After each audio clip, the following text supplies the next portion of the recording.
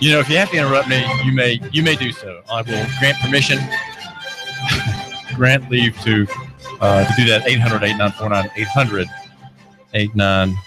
800-8949. However, our chit chat will keep me from getting to the news of the day, the news of the hour.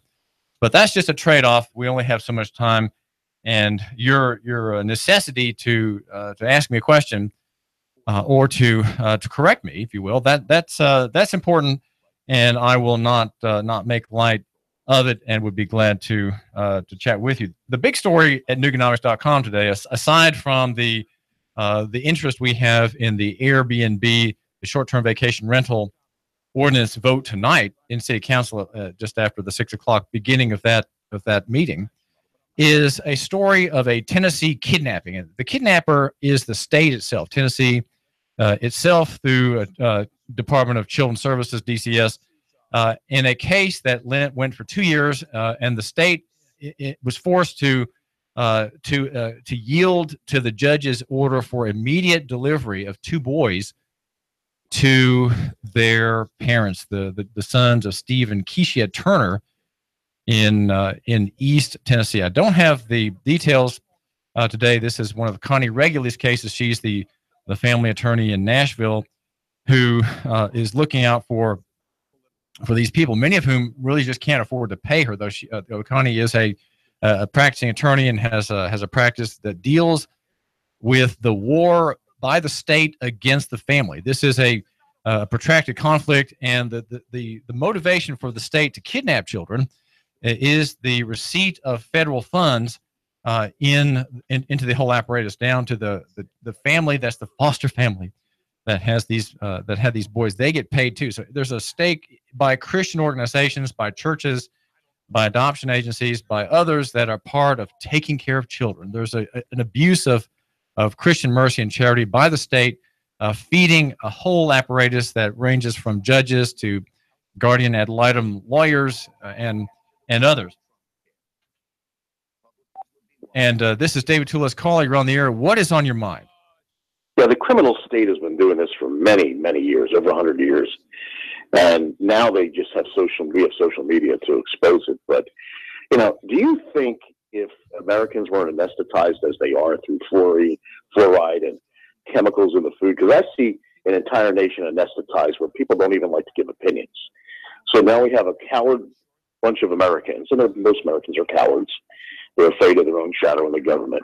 Do you think our founders would have tolerated all the abuses of police, let's say pointing a gun at a family in a car and shooting blank range instead of retreating, and kids being stolen, and every abuse, the government telling you can't have someone in your house? I heard your guest yesterday, and he was okay, but he was kind of a jackass, saying, well, I pay my taxes and I file the forms. Screw that. If it's my house, if I want somebody to stay in my house, it's my business.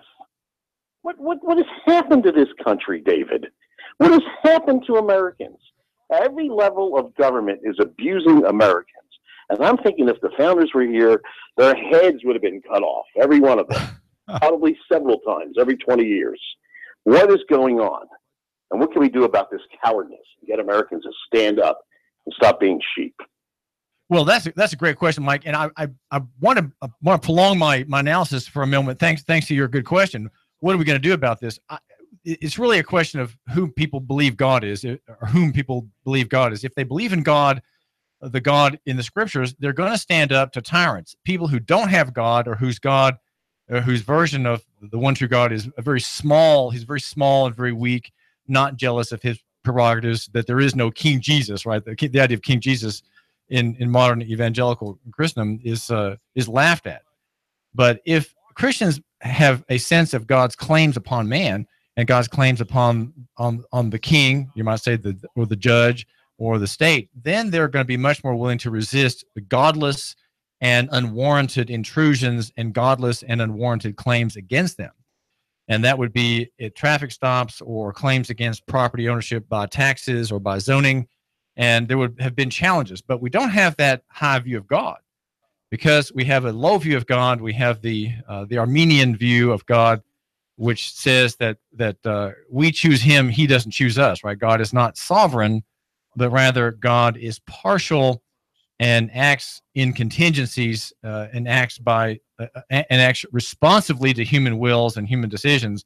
That of course is not God. That is simply a kind of a false and weak simulacrum of the God that's presented in the Bible, who controls the hearts of kings, right? He ordains kingdoms to rise and fall. He makes the Assyrians the instrument of his judgment against the Israelites, who are wicked and rejecting the commandments. But then he ordains another empire to overthrow the Assyrians, for their time has come, right? Their cup of wrath is full, and they are now facing the judgment that they meted out wickedly, peeling the skins off their victims and then burning them alive, that kind of thing. They now are going to be facing the same hatred and the same anger. If you have a high view of God, you'll have a low view of men who play God. You'll have a low view of magistrates, kings, governors, authorities, enforcers, police officers, chiefs, mayors, representatives, senators, clerks, and the like, who act outside of their authority, who act outside not just of God's authority, but often outside of human authority, human law, such as constitutions of Tennessee, Constitution of the United States or for the United States, and statute. So we have parties that are acting lawlessly, and I think what will happen with Airbnb is this: that the city council will pass an illegal act and no one will challenge it. No one will have the nerve to say, this violates my plain God-given rights protected by the Constitution, and no, I'm not answering to you, and no, I'm not filling out the form, and no, just try to stop me. That's what we need to have, of someone who acts in terms of this paradigm that I'm offering, where we fear God first and men either second or not at all. That kind of person, whether a Christian or not, is acting in that context, right? Acting as it were by borrowed fuel from the Christian resistance. Christians have always been known as of resistance to tyrants, and around the world, whether against communist dictatorship or Marxist hegemons or Stasis or Gestapos or other in Africa, where the Muslim uproar continues unabated against Christianity and against those who are not who are infidels according to that politically ideological system. Christians stand their ground and act courageously. That is something that is remarkable in the story of the martyrs. Now, in Tennessee, we have, so I'm afraid that there won't be anybody to resist the illegal act that the ordinance is. Chip Henderson's act is simply illegal, and Wade Hinton, the city attorney, has not given proper advice on this point. Wade Hinton represents the city and not the people. The people in the city are different organizations. One is an organization, and the other are the free people of the city. And if they're free, they have to act free. But many, of course, are not. Mike, you're right. Many people are not free. They don't know how to be free, and so they're going to be compliant. And in this revised analysis of courage, I would say that they see themselves as courageous in simply taking it. No, I want to be an Airbnb dad and my family, but they said I can't do it, so I guess I just can't do it. I just can't do it. I can't do it, and I don't have the money to fight it. So I'm just going to stay here. Well, that's how it happens. Okay. People just say, I don't have the money to fight it, and I'm not going to do it by myself. And so I'm just going to lie here supinely and let the good people with their boot keep it on my neck. The state kidnapped the two sons 2 years ago of Steve and Keshia Turner, but they were released. They were released after 2 years. On June the 24th, the children were given to their parents. You can read more about this at Nooganomics.com, the website for the Man Who Matters. And I quickly posted this today with slight revisions from Health Impact News and Medical Kidnap.com staff, that the people who put those run this website, put this account together of this delightful family, 2.5 years battling the Child Protective Services. The breaks in the bones of the boys, one of the boys was not because he was being thrashed. She was not, in fact, guilty of child abuse, though she had been tried in a juvenile court of abusing her son. There was a finding by a judge, and when she had a second child, the state seized him as well. They stole the second child from this couple, but they were united. The Turners had two doctors testifying about the condition of rickets: Dr. David Ayub, and a radiologist, and Dr. John Galaznik, a pediatrician. They pointed out what doctors at Vanderbilt missed during Braden's review. He had infantile rickets and osteopenia of prematurity. That was why he had these bones that had little fractures in them. But these fractures heal themselves. If you have, for example, a fractured rib, there's nothing you can do to fix it. It heals itself, and that's what happened with this boy who had multiple broken bones, and of course the allegation was shaken baby syndrome. That's a coverall syndrome used by the state to kidnap children. There are thousands of children in Tennessee in state custody. Probably 10% really are injured by their parents. They've been somehow abused or neglected by their parents. Very, very few, I would propose. This is David Tulis. We are here at Nooga Radio, 1240 a.m., live on Facebook at Nooga Radio, and live on YouTube. YouTube is the Hot News Talk radio channel. That's Hot News Talk Radio. That's where we are. And my bow tie got out of the house with approval today, so I'm in very good spirits.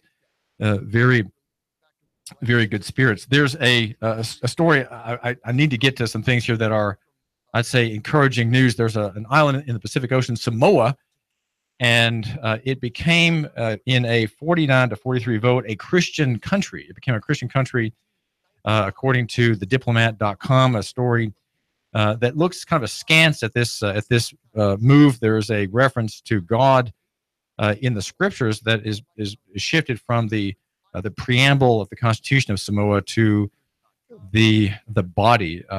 And so previously, Article 1 declared that Samoa is founded on God, a broad religious conception, the story says, that could be applied really to all by all religious groups, as including them, right, and their pretended deities. But upon these changes, Article 1 will now read, Samoa is a Christian nation founded of God, the Father, the Son, and the Holy Spirit. A specifically Christian conception of God. Of course, that's the Trinity, three gods, three persons in one God, with no room for interpretation by the Muslims or even the Mormons. Islamists make up 0.03% of the population, about 48 people. And the government wanted to avoid the queer, the lug butt agenda pushed against countries with some interest in God by Washington, the Washington government. They wanted to be able to say, we have a government here, and though there may be Hindus and Buddhists and Jews here, we find that God, the Father, God the Son, and God the Holy Spirit provide a basis of protection for minorities. After all, strangers in Christendom are protected. People, all kinds of people in the old Republic, the old Hebrew Republic, went to Israel for protection. That's why there were so many Hivites and Hittites and others among groups whose nations were destroyed by the Israelites, because in that country, in that confederation, there was the law of God, which saw protection for people who were strangers. In parliamentary debate, the story says one member of parliament said, if we make laws and bills, we need to make decisions that will reflect that we are a Christian country. So if other countries push us to make laws such as to allow same-sex marriage, then we have to say no, because that will not show that we are a Christian country. That will never happen in Samoa. The vote was 49 to 43. The federal government doesn't just drop queer ideas and queer propaganda on foreign countries. It drops death. The death that the Americans bring around the world is staggering. There's an accounting of the number of American terrorism deaths that we've caused by being effectively terrorist bombers. In a noted website is called the Free Thought Project. people say that I'm the free thinking of Chattanooga. I'm not a free thinker in the sense of the Freemasons, who are free thinkers in a different, or they're along revolutionary lines. Mine are, you might say, along counter-revolutionary lines. The Freemasons and the Jesuits having brought about, say, the French Revolution, so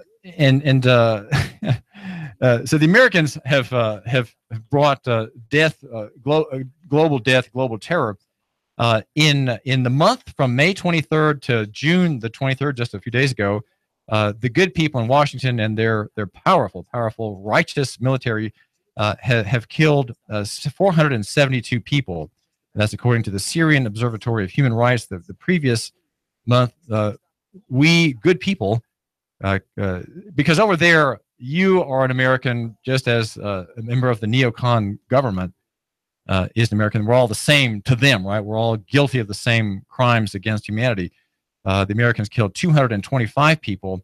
Now, in the last 12 years in Europe, according to Rachel Blevins, who does the math, in the last 12 years, guess how many people have been killed in terrorist attacks? 472. So that we have killed 472 innocent civilian people in our righteous indignation against terrorism.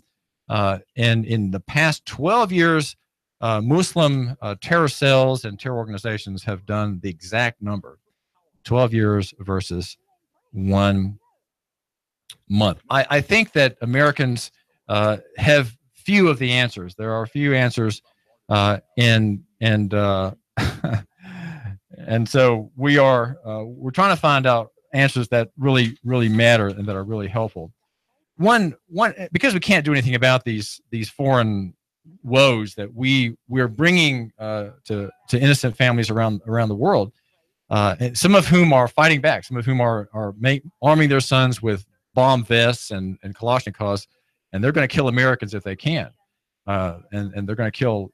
I have a son visiting Israel today, and he's been there for a week or so now on a 2 week lark. A former Marine, 20 years old, a former Marine injured in service, and an injured vet, no less, at 20 years old, on the dole, right on the dole.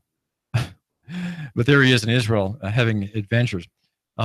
We have local solutions, and I want to just mention one idea for a local solution. We were talking a moment ago with Sean Schuster, the farmer, the White Ivy Farm on Sand Mountain, and he's someone who would propose something like this. This is an idea that I've gleaned from a writer named Heidi Smith, and it's about the tithe barn. The tithe barn is an old concept where the farmer would lay aside food that had been pulled up for the poor. In the Bible, it's called the gleaning law. The gleaning law required inefficiency in farming.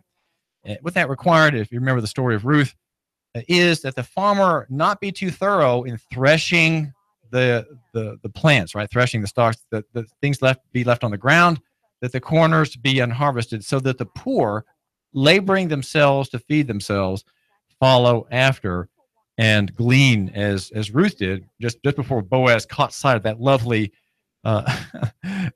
stranger and yearned for her. The story that Heidi mentions is the idea of a digital tithe barn. And she says, my proposal is that we merge two concepts. What if doctors and grocers also had a line on their receipts, but instead of reading tip, it was something meaning to the effect of community support? The amount would be at the discretion of the customer, and the funds would be accessed only by the vendor in the event that they provided products or services to vetted individuals in dire circumstances. And the idea is that we don't need to have outsiders caring for the poor, but we can do it here. So at the local grocer, at the local garage, the local bread store, you have a place where you can buy $10 worth of groceries, and you can give $2 into a fund that store manages. It's a fund run, say, by the deacons in a church nearby. That fund is available to help the diaconate care for emergencies, to care for people who wander through, homeless people whose who are poor, whose cars break down, they can't afford the repair, they need a place to stay.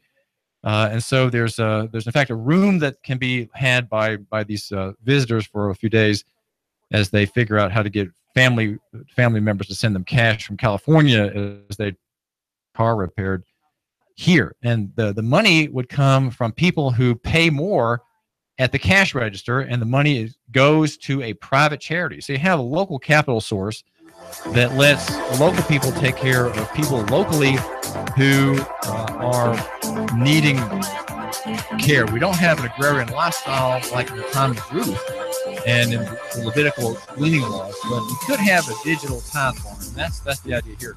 Isn't that a great idea? Wouldn't that be great if we could have something like that start here in Chattanooga? This is David Tulis, and I do thank you for joining me here. We're live on News Radio, and I've got a call coming in. Tune in to my program tomorrow. David Tulis, defending local economy through marketing. Nooga Radio, AM 1240, 92.7 FM. Are you looking for a gospel-oriented, covenantal, family-friendly